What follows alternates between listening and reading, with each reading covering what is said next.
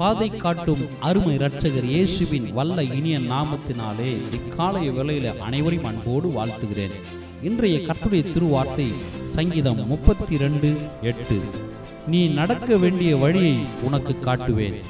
அன்புக்குரியவர்களே, நம்முடைய ஆண்டவர் பாதையில்லா இடத்திலும் புதிய புதிய பாதைகளை திறக்கிறவர், அடைக்கப்பட்ட வாசல்களை திறக்கிறவர். பாதை காட்டும் தெய்வத்தின் பிள்ளைகளாகிய நமக்கு நடக்க வேண்டிய பாதையை நிச்சயம் காட்டுவார். எந்த வழியில் நடக்க வேண்டும், எந்த வழியில் செல்லக்கூடாது என்பதை திட்டமும் தெளிவுமாக கர்த்தர் நம்மோடு பேசுவார். கீழ்ப்படிந்தால் ஆசீர்வாதம். கர்த்தர் காட்டுகின்ற வழி சில வேளையில் கடினமாக இருக்கும், கடக்கவே முடியாது என்று திகைத்து போயிருப்போம். ஆனால் அவ்வழிகளில் கர்த்தர் நமக்கு துணையாக இருந்ததினால் முடியாது என்ற போது அவர் நம் பக்கத்தில் நின்று முடியும் என்று வாக்கு கொடுத்து பலப்படுத்தி இதுவரை சிறப்பாய் வழி நடத்தினார்.